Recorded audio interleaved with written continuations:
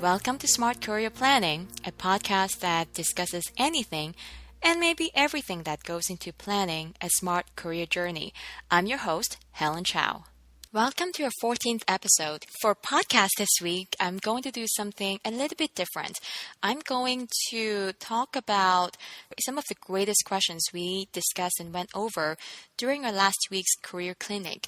And for those of you who have never heard of a career clinic, or this is the first time you listen to my podcast, I host Career Clinic every other Friday from 8:30 a.m. to 9 a.m. Pacific time. You do have to sign up in advance, but during that Career Clinic, people can ask me anything about how to build their career journey, what kind of career steps they need to take, or about job interviews. So for podcast today, I'm going to talk about some of the key questions we went over and my responses to them. And for those of you who feel that this is a really great tool for you, a good thing for you that you want to sign up, you can visit my website at www.interviewrightconsulting.com/services, and you'll see Friday Career Clinic. Now, first question, this person asked me, I've applied to thousands of jobs but haven't gotten much traction. What went wrong?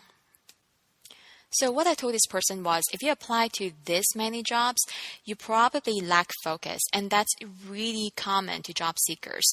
So say, for example, if you're a marketer, you just tend to apply to any jobs that says marketing, marketing associate, marketing manager, marketing director, and have no regard for what kind of industry it is, what kind of company. The moment you see it, you just apply for it. That is not something I recommend to any job seekers. Number one, you're wasting your time. If you take a look at your experience and you think about, you have really great domain experience in this one area, the likelihood of you getting an interview by applying for a job where you have domain experience and domain expertise in, the likelihood of you getting a response is so much quicker. Now, by you throwing a big net out, you're wasting your time and energy in jobs that are completely outside of your domain experience.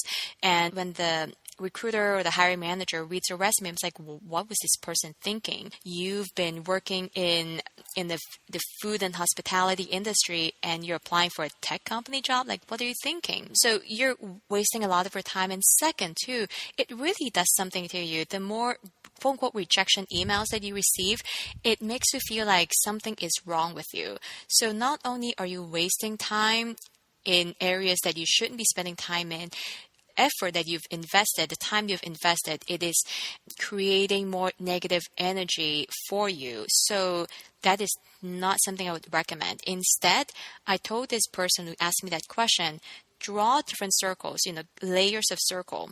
Innermost circle will be direct competitors. Say, for example, this person has extensive experience in retail marketing. Write down all of the companies that given how long you've been in your current company, which companies are you compared with the most? Say, for example, Macy's. If people don't go to Macy's and shop, do they go to Nordstrom? Do they go to Old Navy? Do they go to Banana Republic? Think about those competitors and then look for positions that suit your background in those companies. So that'll be the innermost circle. Now, the next layer of circle will be companies that are in the same marketplace. Similar to that, so say retail, there's so many different divisions. There's clothing, there's shoes, there's luggage, there's the container store there's the furniture. There's so many different areas that you can look at. So expand to the next reach. Now, what if you want to increase your reach even more? Think of technologies that is targeting just retail industries. So that's a little bit more far-fetched, a little bit more on the outer side. So that's why it's in the farthest layer of the circle. If this part of the answers is a little bit confusing to you, please do write me a note. I understand, there's a huge science to job seeking. Most important part, I would always recommend someone who's looking for a job is spend your time wisely. Don't just apply for any job, but leverage your domain experience and deeply understand the competitive landscape. Apply for jobs with a competitor. Question number 2, If I plan on moving to a different state in the next year or so, should I start networking now? And how do I go about doing that? So this person may not want to apply for any jobs yet because that's still a little too early, but you do want to begin networking with people who live in that state that you'll be moving to. And there are a lot of different technologies and social media network that you can participate and be part of now, one of which is Eventbrite. One of the coolest things about Eventbrite, not only can you sign up for categories of events that you're interested in, such as business networking, or maybe if you have a special hobby group that you can sign up for via Eventbrite. When you go and visit that location, so say, for example, this person is moving from San Francisco to New York. The moment you go to New York, it changes your location immediately and picks up events that's happening in your area right there, right now, today. So that's a really great tool they have. And the other one is meetup groups. That's the exact same thing. You don't even have to live in that place before you sign up for any of the meetup groups. You can just begin signing up for meetup groups, understanding what's going on out there. Similar to Eventbrite, you can sign up for categories of event that's interesting to you. You can begin figuring out what kind of events are out there, who are the key players, do one person own multiple meetup groups in that location. You can start piecing those things together and reach out to the right people, especially when you go and check out that place. And the other thing I talked about to the person who asked me that question is, when you actually go visit the place, you can send out emails. You can go to, attend different meetup groups, sign up for different meetup groups, and say to yourself, I'm just going to be there for that 1 week, but in that 1 week, I'm going to set up as many appointments as possible in the first 3 days, or maybe the last 3 days, and I'm just going to meet as many people as possible, get as many contacts as I can, and begin building relationship from there on. Other thing I personally have done is via my special hobby. So for me, I'm an avid rock climber. Every time when I travel to a new place, I either sign up for a meetup group or I will join a forum, especially in areas where meetup groups are not prominent.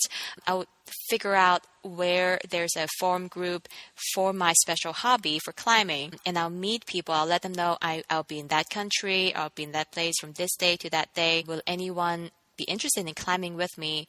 And through that, I've been able to meet really, really incredible people. It's not just friendship, but also understanding the job market, what are some of the main concerns of the people who live in that place. And I think there's something to be said about people with common interests. People tend to put their guard down quite a bit, and they will want to connect with you. So I highly recommend you to do that. And in my previous podcast, my guest, her name is Olivia Hattersley.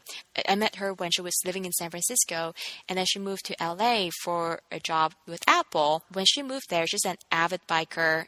She joined a couple of meetup groups and met incredible people down in Southern California. And from there, she really branched out and flourished in her career because of the network she was able to build down there in Southern California. So that's definitely something I would recommend anyone to do. The third question is, I attended your webinar about asking smart questions in a job interview, but if I already know the company well, what should I do? What other questions should I ask? That was a phenomenal question. The analogy I'll use here is, when I started driving, I like to follow my friends, and when my friends sped, I would get caught and I would get speeding tickets. And after my third speeding tickets, I realized, wait a minute, I'm following people, but they never get caught. I'm always the one who gets caught. And at the end, I'm the one who was borderline getting a reckless driving record. And at that point, that's when I realized I need to be careful with my choices.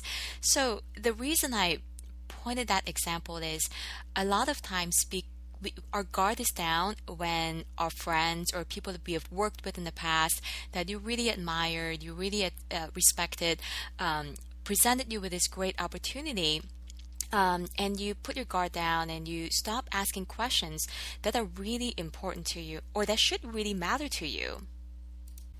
So what I advised this person was, you still should ask the exact same question as if you typically, as you would typically when you go on an interview.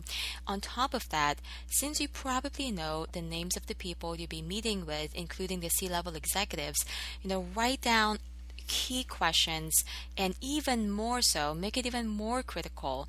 Ask questions about revenue, ask questions about is everyone on the same page? What are some of the obstacles? How about steps that they have taken so that you can be successful in your job? Do a very thorough job in researching the company and figuring out what questions you need to be asking so that you know that you're set up for success. Those are all the questions I came across last week that I thought you'd be interested in. I know this podcast is a little short, but next week I am going to have a special guest who actually spoke at one of my podcasts earlier this year. Her name is Amanda Woke. She and I will be talking about benefits of having a side gig and how that can really propel your career forward. So stay tuned.